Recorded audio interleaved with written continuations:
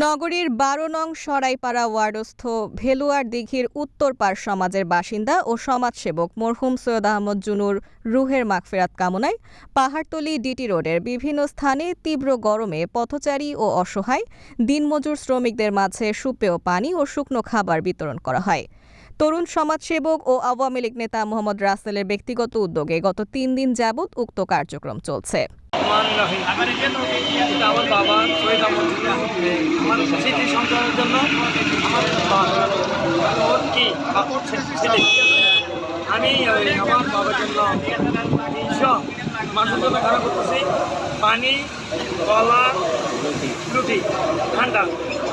আজকে ৩ দিন পরে দিতে বৃষ্টির জন্য আমরা দিই নেই, আজকে দেওয়ার পর আমরা। এ সময় তরুণ সমাজসেবক মোহাম্মদ রাসেল বলেন, আমি সমাজের মানুষের জন্য বিগত দিনেও বিভিন্ন কাজ করে এসেছি এবং সামনের দিকেও আরও কাজ করার পরিকল্পনা রয়েছে।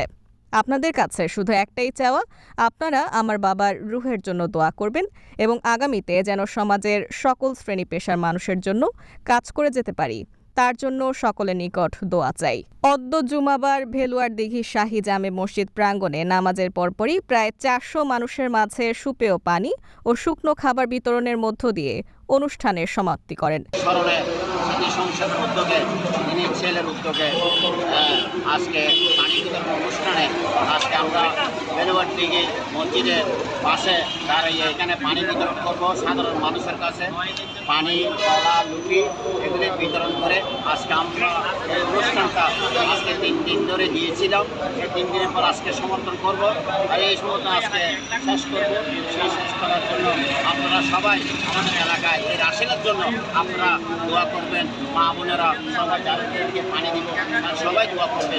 এই রাসেল সামনের দিকে আরও উদ্যোগ এগিয়ে যেতে পারে বিদায় আপনারা দোয়া করবেন, সে বলে আমার বক্তব্য শেষ করলাম। আসসালামু আলাইকুম।